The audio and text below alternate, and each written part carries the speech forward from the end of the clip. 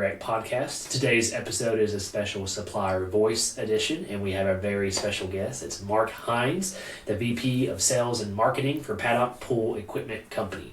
Before we get into our questions today, Mark, how you doing? Great, John. Glad to be here.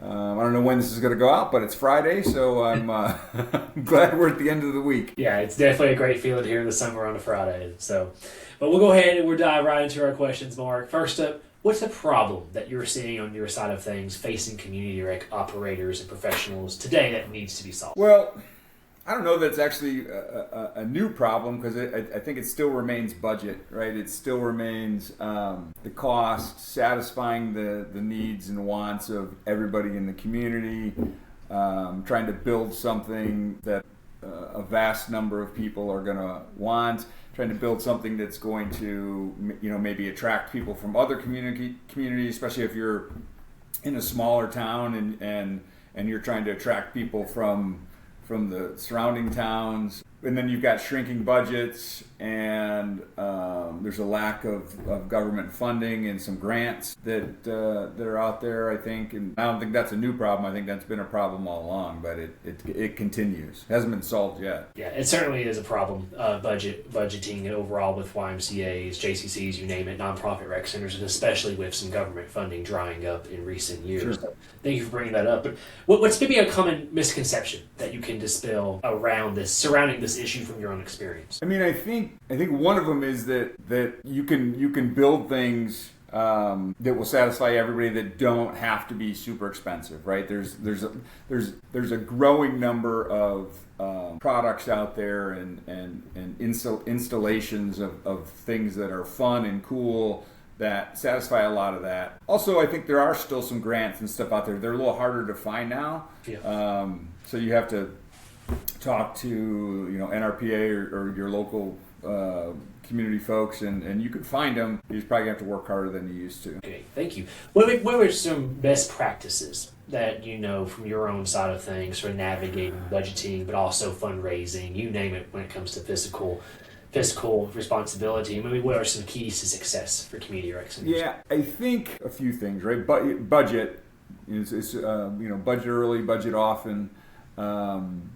Keep adding to it. I also talk a lot about, as you're in the planning process, right, is figuring out what your non-negotiables are, right? So if you're building a community rec center, and obviously if you're talking to me, we're talking, this community rec center is going to include aquatics, right? So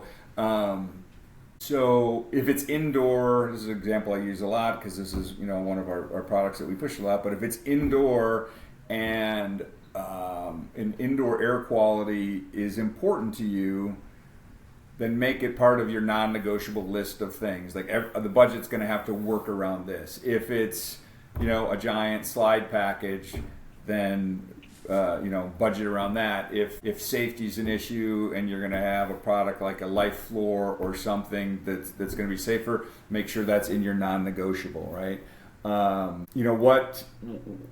What are things that are going to be part of your ROI that can pay for themselves? Is there a little bit more upfront cost for, say, regenerative media filtration, but you're looking at it over the 10 years of that product? Is it going to save you money on water, electric, chemicals, right? Can some of this stuff build in stages? If a slide package was part of your deal, can you start with a drop slide but build a basin that will allow you to add a slide in the future, right? So I think those are all things that you have to look long term. Another example I use again on the indoor air quality thing is if you build an indoor rec center with an indoor pool and you're debating on whether you want an evacuator or not, and I told you that as soon as that door opens, you're going to need to start saving for or budgeting for a replacement of your HVAC, your dehumidification system in probably 10 years.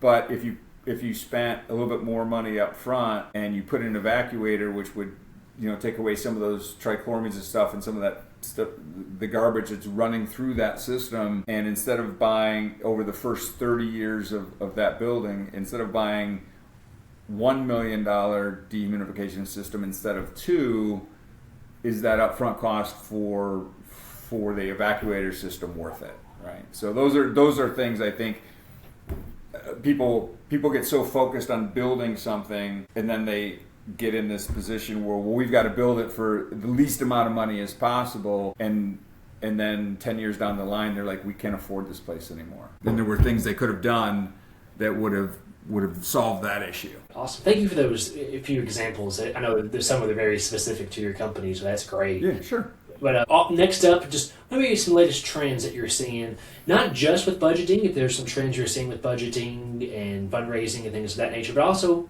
across industry at large, any trends that you're seeing on your side? I mean, again, kind of go back to our first question, a lot of the trends haven't changed. It's still, how do we satisfy the needs of everybody, right? So you've got, depending on the situation, you've got, you got older folks who want to do water aerobics.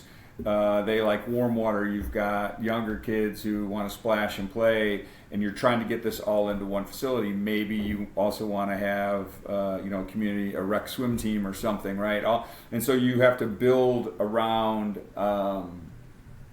this. But some of the specific trends, I think, have been, a closer look at safety. I think we talked about, safety flooring on splash pads and on decks. And then some of the other trends are that I think are really interesting are like these stationary surf waves, like Epic Surf and things that people are putting in, because surfing has somehow left the coasts and is now coming into the middle parts of the country, and people are very interested in trying to figure out surfing, and they've created some really cool, there's a whole, that's almost like another sub-industry of aquatics is this whole surf thing. And I think I don't know how many community rec centers have got them in now, but I could see that being something like the climbing walls were a few years ago, right? Where this is going to be something that takes off. Awesome. Very unique. Very good example there of a trend that I had no idea about, coming from the coast into those more centralized. Yeah, big. It's super big, actually. There's a whole separate trade show group around just the surfing industry that is becoming into the middle part of the country. Yeah. Awesome, terrific. Well, looking at your company, Paddock Pool Equipment Company, how can your organization or product and service help community rec leaders with some of the issues we've spoken about at large? Well, I mean, Paddock Pool Equipment Company, right? We kind of supply the basics, right? We supply gutters and filtration and deck equipment and none of the real fancy stuff. Indoor pools, the evacuator, right? I think that's an important tool. But other than that, right? We don't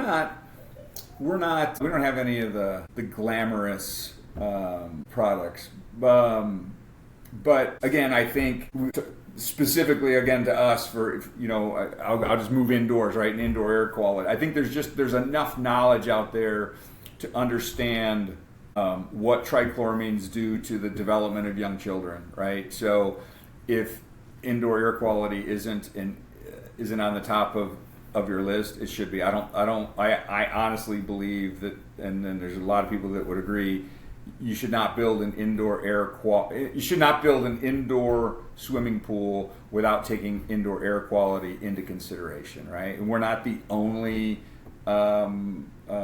way of handling that. I think we've been doing it the longest, and I do think our system works really well. But lifeguards and people who spend a lot of time in pools will enjoy it better. And again, we talked about the life cycle of a building, right?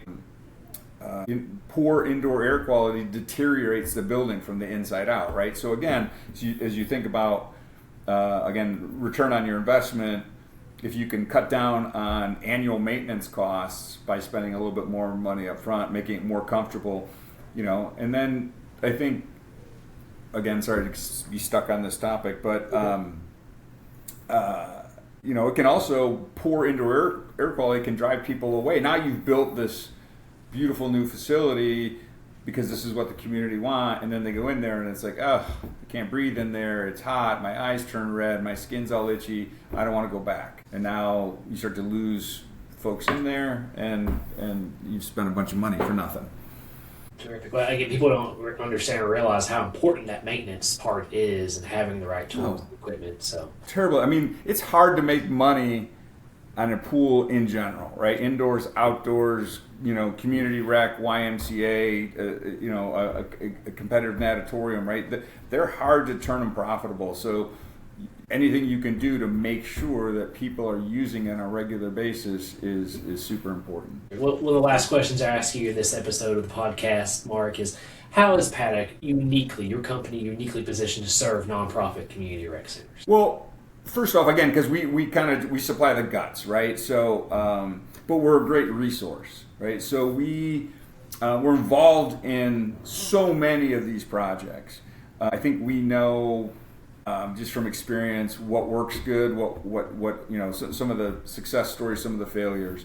We have great relationships with slide manufacturers and surf manufacturers, architects and designers, and all the folks that you need to get into it. And the other thing I talk about a lot when you're talking about new construction projects is, besides having your sort of list of non-negotiables and you've been working on your budget and stuff, sometimes, even though in these community rec centers, a lot of times it's public money and it's going to have to be bid, but in general, sometimes if you can build a project as a team, right? So with a pool builder and with an equipment supplier and with an architect and designer all working together from the beginning, you're more often than not more likely to come in budget than if you just send out an RFI asking for a bunch of people's ideas, because there'll be a lot of really cool ideas, but I think it's kind of like building a house. You have this great idea of what you want in a house,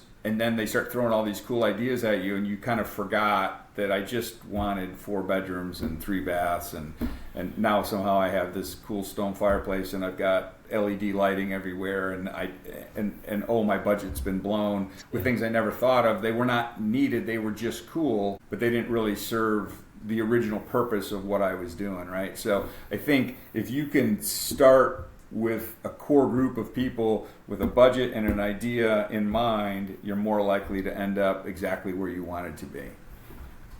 And we can help with that because of our relationships throughout the industry. And we started in 1922. We've been around a long, long time, right? So we know almost everybody.